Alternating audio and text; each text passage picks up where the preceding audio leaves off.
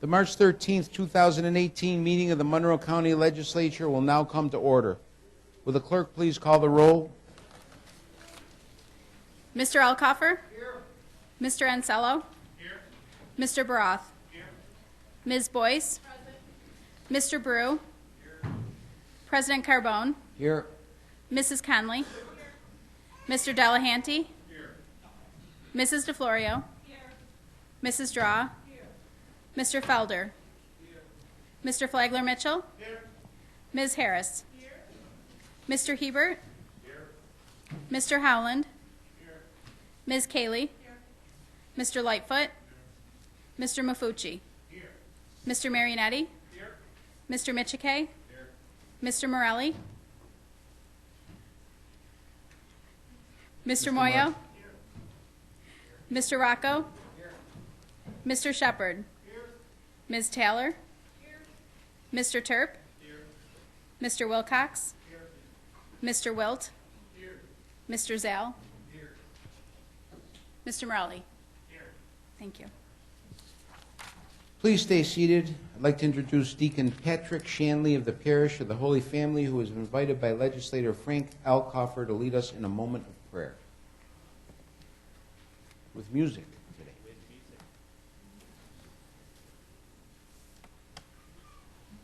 So let's pray.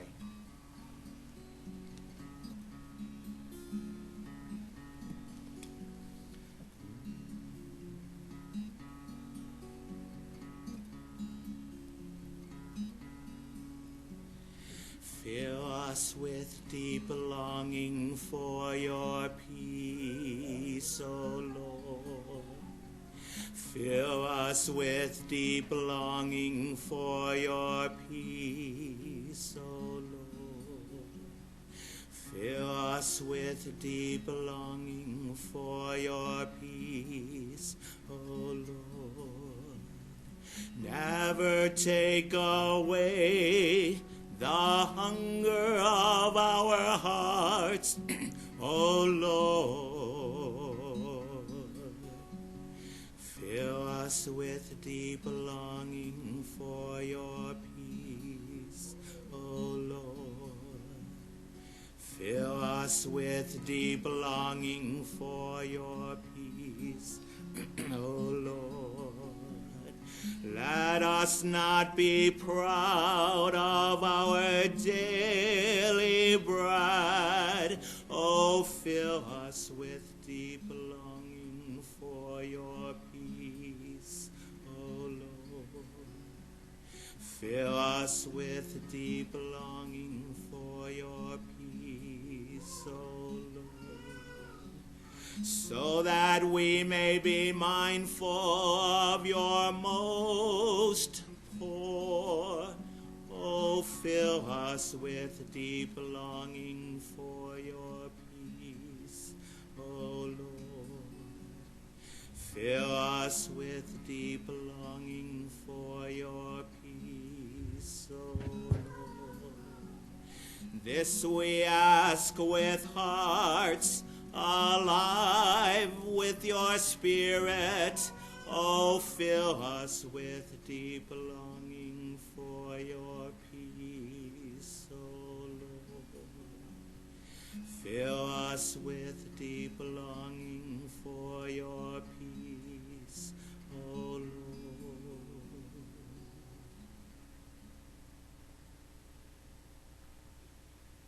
Amen. Thank you, Deacon.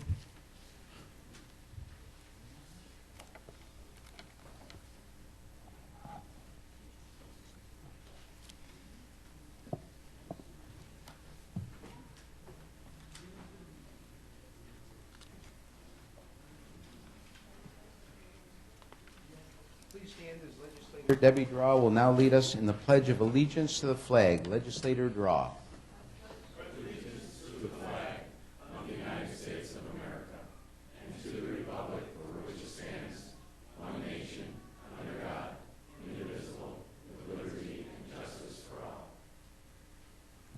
At this time, I ask you to remain standing. Without objection, we will take agenda item number 39 out of the regular agenda order. Agenda item number 39 is moved by Legislator Marionetti and seconded by Legislator Cayley. Will the clerk please read the resolution in memoriam of the Honorable Alma Bellini, Supreme Court Justice? Expressing regret of the Monroe County Legislature on the recent passing of State Supreme Court Justice Alma Bellini. Be it resolved that the Monroe County Legislature hereby expresses its deepest sympathy at the recent passing of Alma Bellini, State Supreme Court Justice. And whereas Alma passed away on March 4th, 2018, at the age of 63, after a courageous battle with cancer. And whereas Justice Bellini was a graduate of Monroe Community College and the State University College at Brockport. She graduated from Syracuse Law School in 1986. Justice Bellini served 10 years in the Public Defender's Office. She also served as law clerk to State Supreme Court Judge L. Paul Kehoe. And whereas Justice Bellini was appointed to Monroe County Court in 2000 and was elected to this position in 2001, serving in the position until 2008.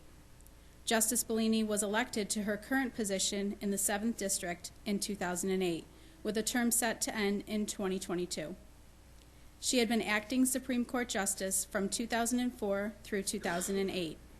Her district covers Monroe, Wayne, Livingston, Cayuga, Seneca, Yates, Ontario, and Steuben counties. She was known as a fierce defender of justice in our community. And whereas Justice Bellini was very active in our community, she was involved in Big Brothers Big Sisters, the Boy Scouts of America Explorers Program, and Camp Good Days and Special Times. She was also active in Families with Children from China, with her own adopted daughter from China.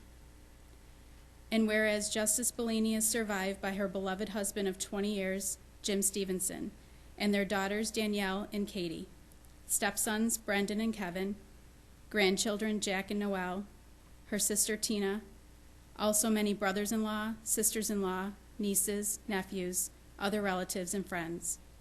She will be missed greatly by all who knew her.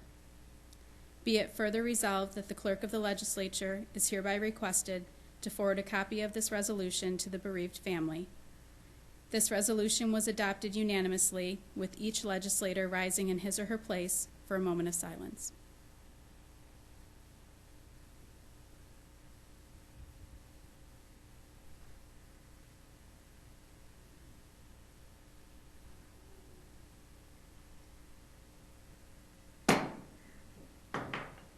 Please stay standing. We're going to have a second moment of silence for the tragic passing last week of Trevion Rowe.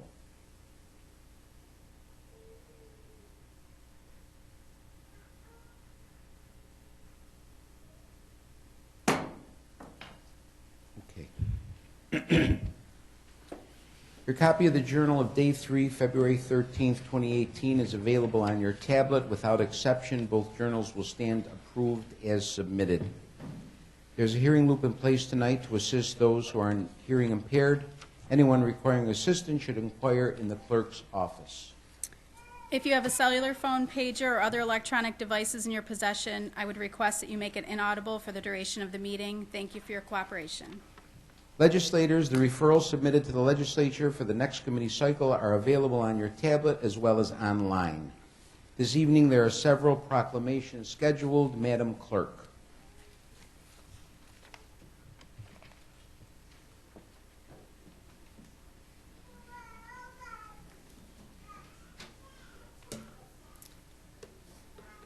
Would Frankie Gissendanner please come forward? Also, President Dr. Joe Carbone, Legislator Debbie Draw, and Legislator George Hebert.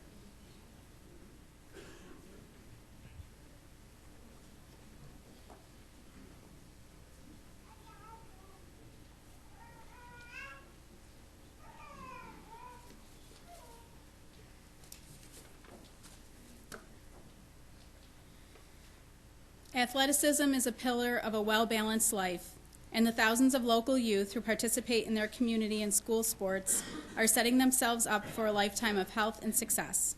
Hard work and perseverance is sure to pay off for any athlete who seeks to achieve greatness. And whereas Frankie Gissendamer, a student at Penfield High School, has proven that focusing on your goals and striving for success leads to a bright future. On Saturday, February 24th, Frankie closed out his outstanding high school wrestling career by winning his 4th state championship, taking the Division I 145-pound final at the Times Union Center in Albany. By earning this title, he has solidified his place in the Section 5 Wrestling Hall of Fame. And whereas Frankie's overall record in matches will stand at 267 wins and 11 losses, with only one of those losses occurring during his high school career. While Frankie has been a multi-sport athlete in the past, participating in football and lacrosse, he chose to spend his senior year focused on wrestling to achieve these victories. He has also been involved with his high school's unified sports team in the past, which includes students with and without disabilities. And whereas Frankie has received numerous offers to wrestle in college and plans to announce his decision in the coming weeks, we wish this outstanding young man the best of luck as he makes his decision. He has put in hours of time and effort to achieve victory and solidify a bright future for himself. Monroe County is proud to have such a talented young athlete representing our community. Now, therefore, we, Dr. Joe Carbone, President, Debbie Draw, Legislator District 9, and George Hebert, Legislator District 15, on behalf of the entire Monroe County Legislature, do hereby recognize and congratulate Frankie Gissendanner on earning his 4th state championship title and earning a spot in the Section 5 Wrestling Hall of Fame.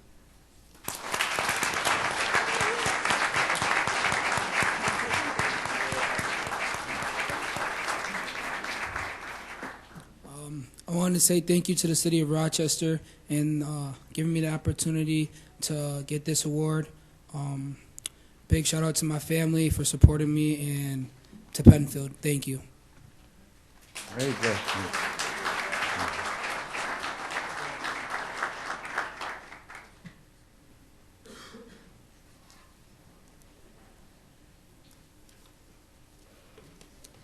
Would Lindsey Jackson please come forward? Also President Dr. Joe Carbone and Legislator Tanya Conley.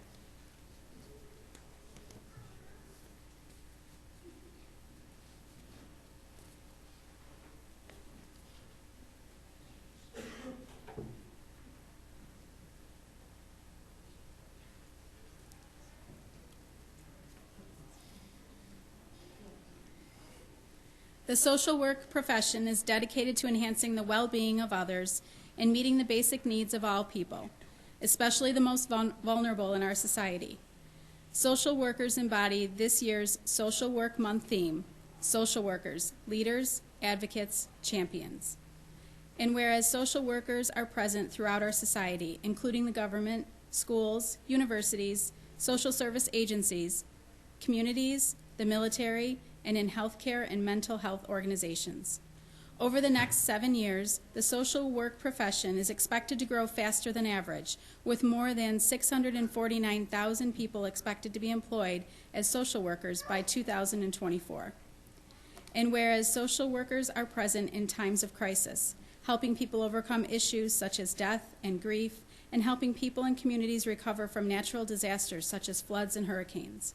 Social workers are the largest group of suppliers of mental health services in the United States, and the U.S. Department of Veterans Affairs is one of the largest employers of social workers holding advanced degrees. And whereas the social work profession has helped bring about some of the most profound and positive changes in our society over the past century, including advocating for enhanced child safety, improved substance abuse treatment for alcoholics, improved workplace safety, and helping families avoid or prevent poverty and hunger. Social workers continue to engage and bring together individuals, communities, agencies, and government. We are fortunate to have such devoted and compassionate individuals in the social work profession right here in Monroe County, and we are so thankful for all that they have done for our community. Now, therefore, we, Dr. Joe Carbone, President, and Tanya Conley, Legislator, District 18, on behalf of the entire Monroe County Legislature, do hereby recognize March 2018 as National Social Work Month.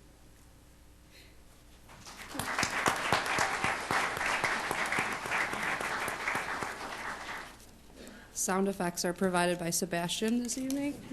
So sorry. Thank you, President Carbone and Legislator Conley, for recognizing the important work that social workers do in our community. Social workers do some of the hardest work in the child welfare community, the healthcare community, and the education community. We work with vulnerable children, seniors, and individuals who need support. We do this work because we want to make the world a better place. We don't do it to get rich or famous. And we often don't get thanks for our hard work. So although we don't do it for gratitude, we are appreciative of yours tonight. Thank you again. Very nice. Thank you. Beautiful work.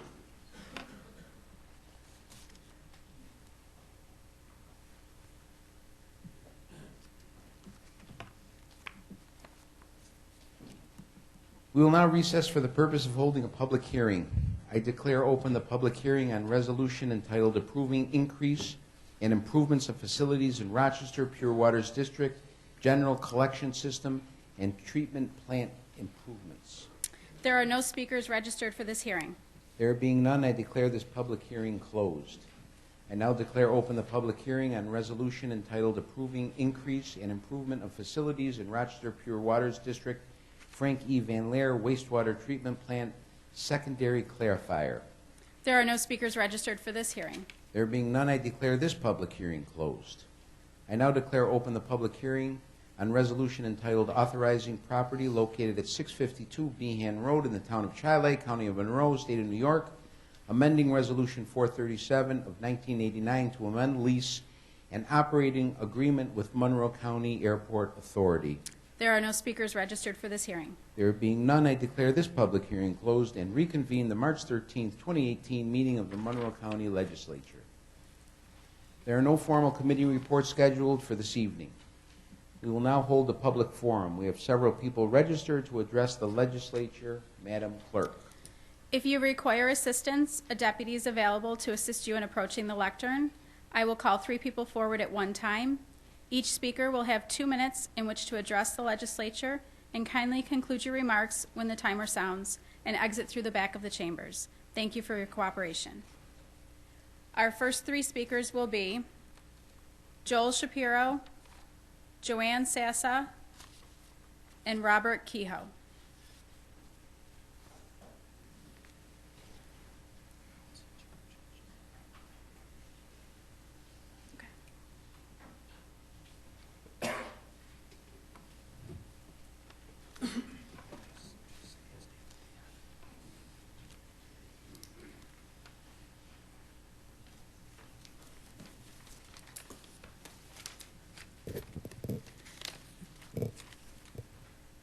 My husband and I admire you legislators because you have chosen to serve while our county suffers through an extended period of economic downturn. We citizens, however, are subjected to leaders like Andrew Cuomo, who throws huge sums of money around the state, money that often trickles down through fingers of greed and short-sightedness. We are subjected to a personable but weak county executive who relies on a circle of short-sighted heavies. Donalfo's Pickford County Economic Development,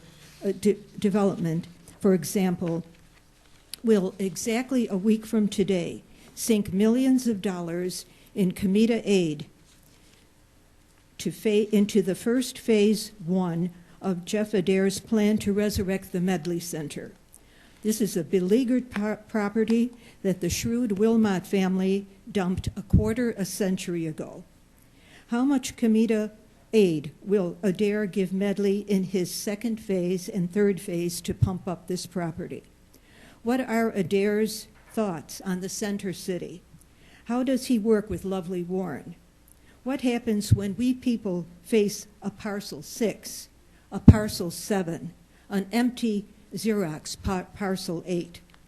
I ask you legislators to have the collective courage and individual courage to take a bigger role in the hard, long-range road ahead for our county. People will accept hard news, and they will accept hard times if they have confidence in their leaders. I also ask you people on this side of the aisle to incorporate the talents of your colleagues on this side of the aisle. And I thank you all for your service.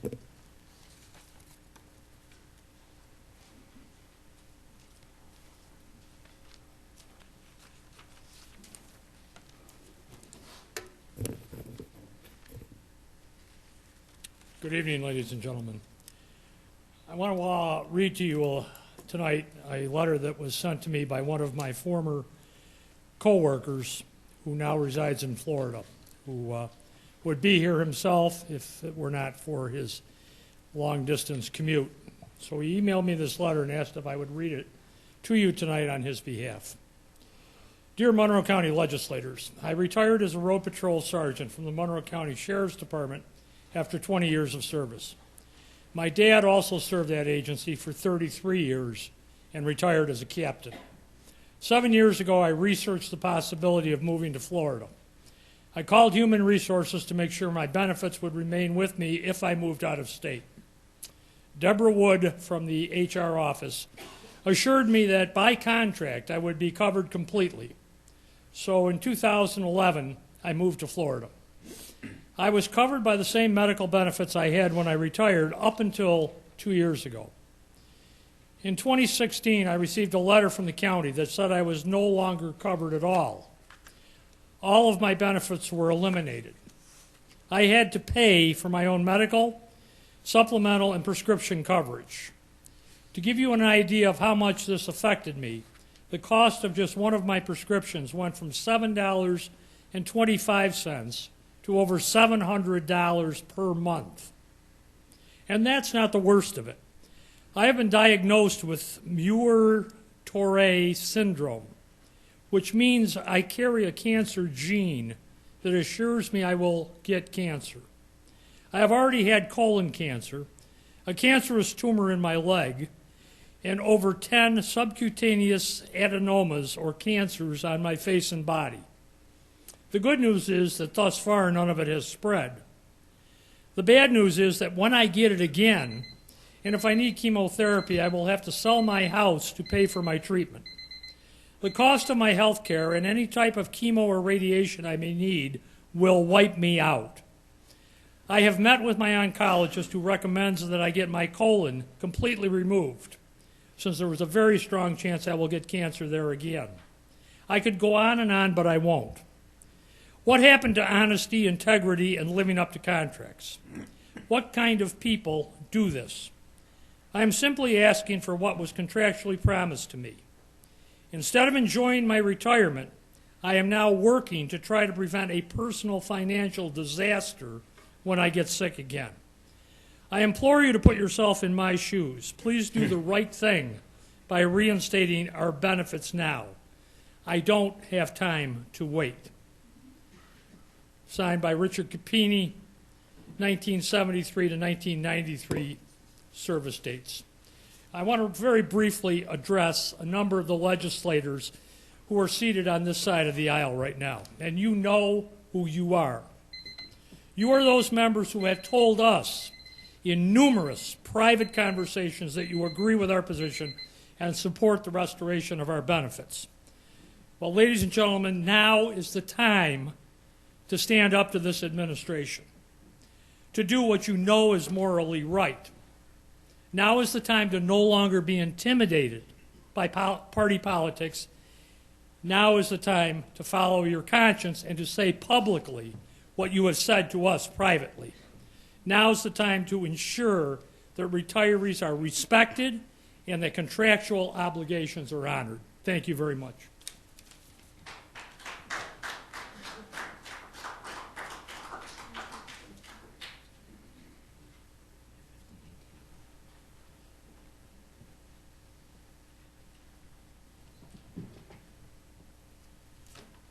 Hello, my name is Joel Shapiro, and for the past few months, I've come up here in train wrecks trying to get my point across in 2 minutes. What I had before was my opposition to Monroe County pursuing the drug companies. It's a waste of money. But in my enhanced study of the opioid problem here and in far reaches of America. We have Monroe County wasting their money, but also putting people's lives in danger, as in first responders. Whether it be me, by my little card, I took the Narcan course, or you, if you did it, or the sheriff, or the first responders themselves.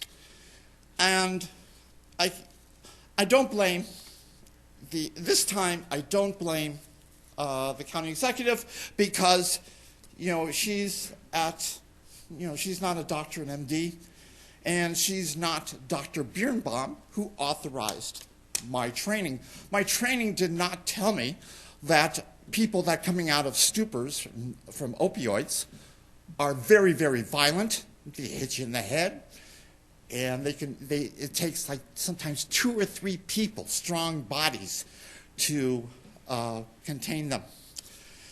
Here we have, in other cities around the country, we have people that, officers, their police, agencies, departments that are saying, we will not have our officers being first responders because it's too dangerous. I called this one Dr. Birnbaum, and I tried to go and say, what is this disconnect? Here's a picture of the response for 2.2 pounds of opioids, of carfentanil. And I say, where's the disconnect? Why don't we have this better known, the dangers of this carfentanil, which is different than fentanyl? But he, rather than having, I sent him a strongly worded letter, but he said, look, I don't want to discuss this with you. You try to call me again, I will sue you for harassment. So I'm telling you, Monroe County, look at that. Look at that.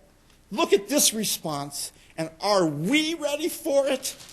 I don't think so. I don't think we have a plan for a carfentanil opioid situation. Good day. Our last 2 speakers are Joe Amorisi and Bridget Hurley.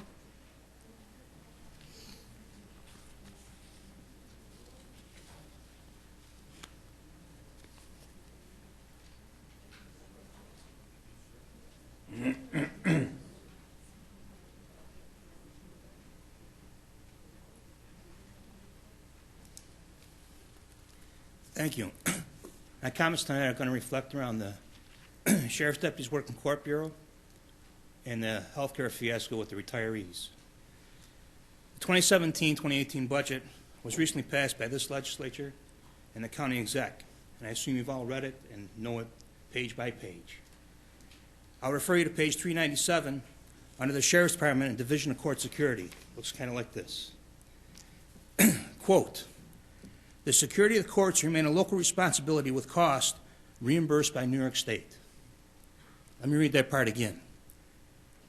The security of the courts remain a local responsibility with cost reimbursed by New York State. There's a net cost to the county of approximately $940,000. It doesn't mention what that cost covers, and I've not seen a state contract since I've retired. I can only assume it covers, as it did before, uniforms and equipment and training. Wages and benefits are reimbursed 100% to the county by the state of New York. Wages and benefits are reimbursed 100% to the county by the state of New York. And yet the deputies working court security have been without a contract for over 5 years. What are you doing? What are you doing? 5 years. With a 100% reimbursement from the state of New York, and they don't have a contract. The reason? That same reason that the retirees are fighting to have their health care benefits restored. A lack of integrity in the County Human Resources Department. This department, specifically Brayton Conard and Deborah Wood, have been allowed to do as they please with no oversight from this legislature or the county exec. They have violated the collective bargaining agreements between the county and the deputy sheriffs that have served this community and continue to serve with pride, dignity, and respect. With regard to the retirees, every contract between Monroe County and the deputy sheriffs covers health care for retirees and has done so for well over 35 years.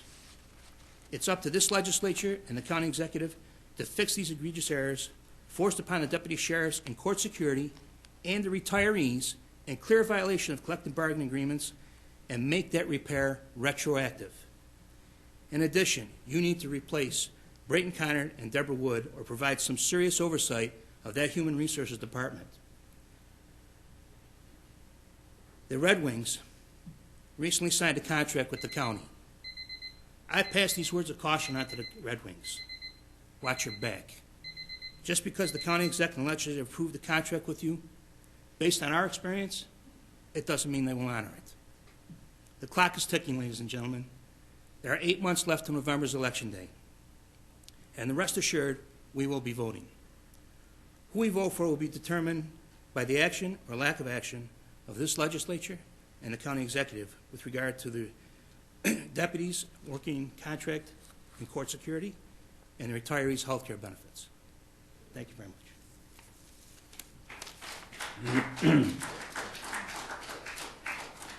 This concludes the public forum.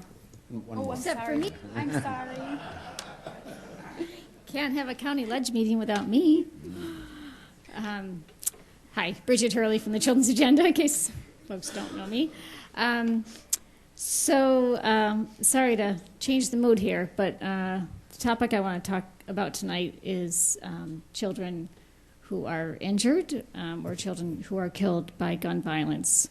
It's been a dangerous month for kids in the United States since we last were together, and I'm sure you're as disturbed as I am. What we hear most about are the tragic school shootings, and obviously those are a huge concern. What I want to tell you, and this comes from, we have a University of Rochester medical student working with us, interested in this topic, and so she did some research for me to share with you tonight because she couldn't be here. By far, more children die of suicides, homicides, and unintentional injuries through the use of a gun than school shootings. About 2,700 kids die every year because of gun violence, and about a little more than 14,000 are injured every year across the country. I don't have numbers for Monroe County, but I do know that in the recent Youth Risk Behavior Survey, 14% of Monroe County youth reported that they carried a weapon, and 4% said that they carried a weapon on school grounds. So that's certainly a concern. But I'll tell you, you know what the biggest issue is with gun violence and how it impacts children and youth? Is that we don't have the research. So we don't know what works, really, to prevent gun violence. There's some federal restrictions on research into guns, and that, I just want to say, I know it's not anything you can do anything about, but that is the biggest issue for all of us, but particularly for the Children's Agenda. That's what we live and breathe with, right, is research, and so that's a really big issue that I hope we can all work on.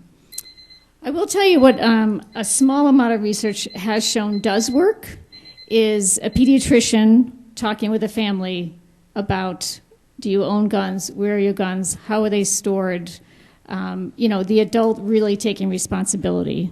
What has shown to not work is telling kids don't touch the gun, or teaching children slogans or jingles about staying away from guns. That definitely doesn't work.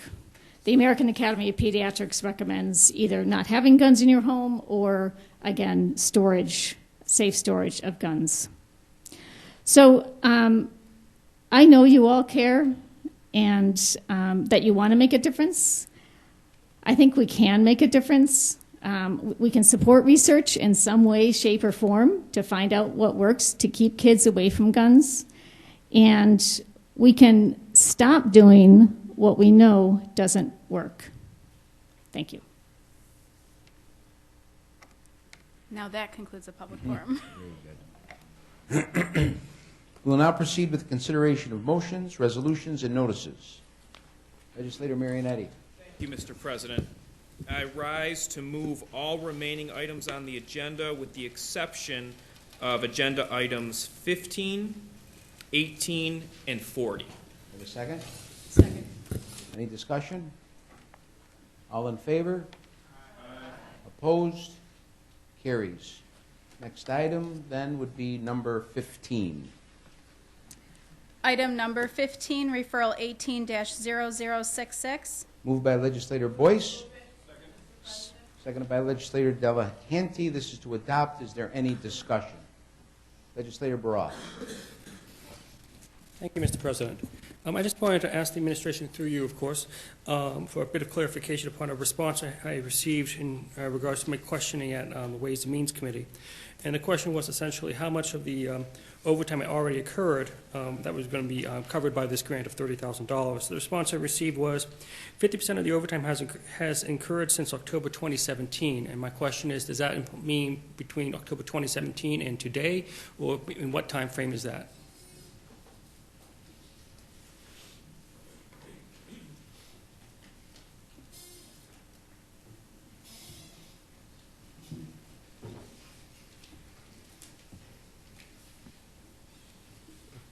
Through you, Mr. President, if you just bear with us a second, we'll get somebody that can provide some additional information.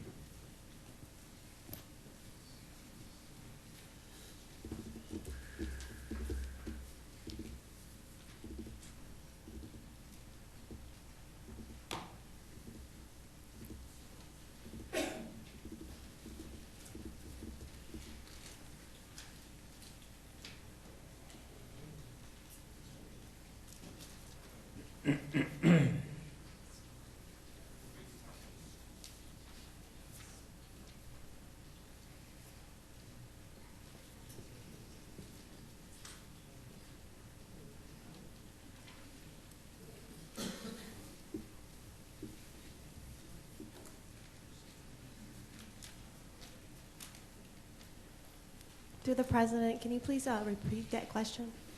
I'd be happy to. Through the President to the Administration, I received a response to my question that I addressed at the Ways and Means Committee hearing regarding how much the funds were already spent or used by the time we actually had the meeting, which was on February 27th, and that was a period of 5 months. My question was simply, how much has already been used? Has it all been used? Some of it did not. The response I received was that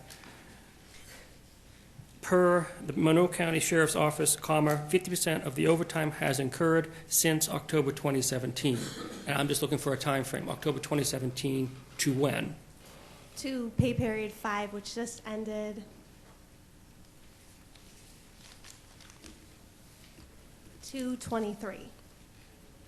And I do know pay period 6 now, so because it just went through today, if you want that amount as well. No, I just want to know what it was Right, by yeah. the 27th or so. The 23rd is close enough. Okay. Thank you. Any further discussion? All in favor say aye. Aye. Opposed? Item passes. Next item. Item number 18, referral 18-0069. Moved by legislator Boyce, seconded by legislator Delahanty. This is to adopt. Is there any discussion? Legislator Baroff. Thank you, Mr. President.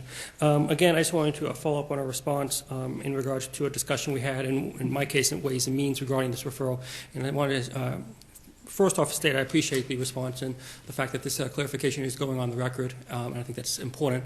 I'll just point out to the legislature that we, in fact, could have amended the referral ourselves, but apparently, per legal counsel, we do not need to do so. But I do want to acknowledge the fact that it has been addressed. Thank you. Legislator Lightfoot.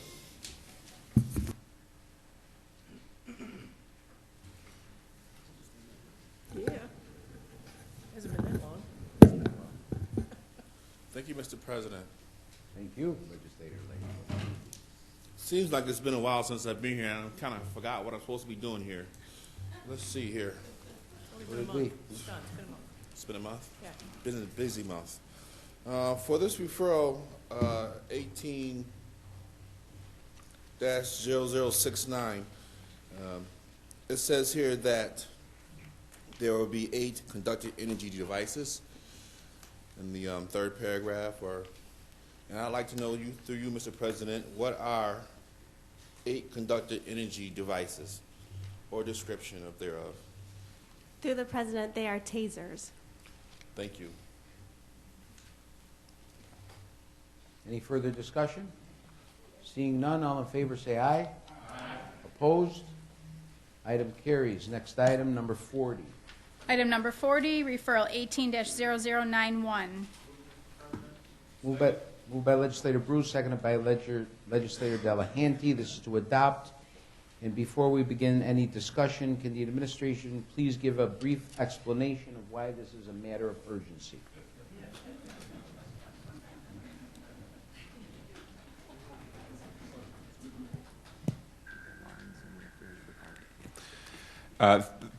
Through you, Mr. President, and to you, Mr. President, thank you for the opportunity to address why this is a matter of urgency. And I think this is a result of the project deadlines that are required as conditions of the grant and meeting certain targeted deadlines that are required for not only the acceptance, but the design and construction of the towers and the facilities that we're intending to use the money for. So any delay would potentially jeopardize our ability to meet that deadline, so it's important for this body to address it at this meeting. Thank you. Legislator Broth. Thank you, Mr. President. Through the President to administration, I appreciate that any delay would jeopardize the funding, and that's perfectly natural that we'd want to actually move this as a matter of urgency in that case. The question then is why did we not make the deadline for the committee cycle for this particular referral?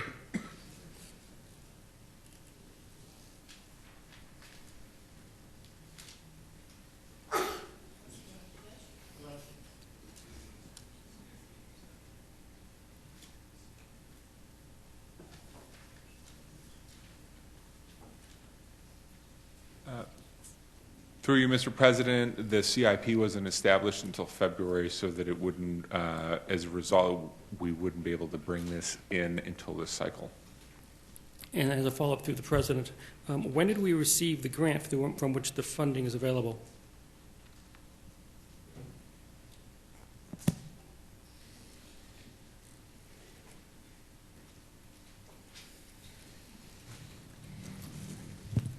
Through the President, we've received a couple different grants in the last couple years. The issue is, though, we couldn't establish the capital fund until seeker was done, and we had to determine all 4 sites before we could establish the capital fund and do seeker in order to spend any money, as far as the county goes, not as far as the grant goes. Okay. So through the President, then it's my understanding that our very process made it so that we could not actually put this referral in before the committee cycle?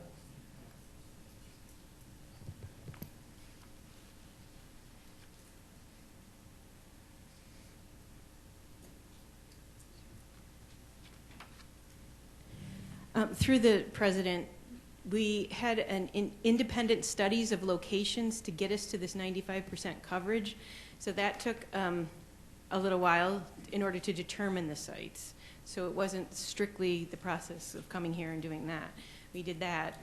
And then we also had to do seeker, and because a federal agency was involved, the FCC, we had to do NEPA as well, the national. So there was all kinds of things that made us delayed. So just so I'm clear then, what the administration is saying then through the President, that the process itself was extremely complicated in this particular case.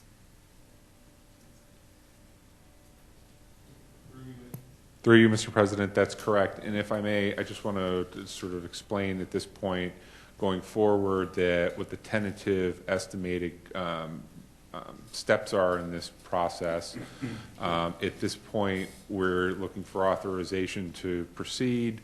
We are going to have design completed in July and advertise for construction contracts in the same month. We're going to proceed with construction in October, and our estimated completion would be in April of 2019. Okay. Thank you very much. Legislator Harris. Thank you, Mr. President. I just have a few questions in regards to this referral. Can you please explain in the referral what do you mean by special services through the President to the administration?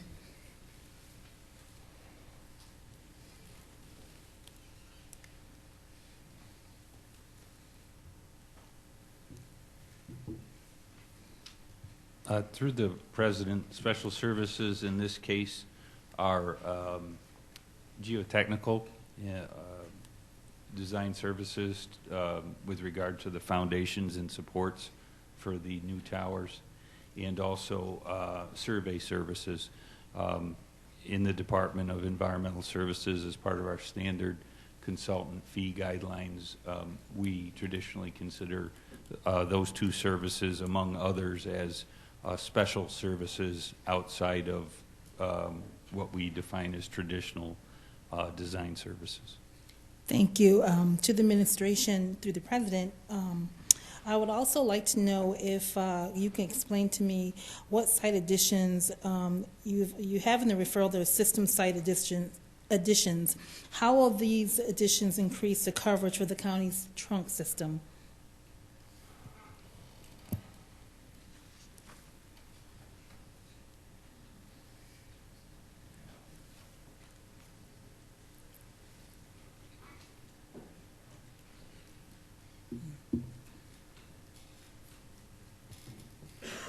Through you, Mr. President, Tim Colmeyer, Deputy Public Safety Director.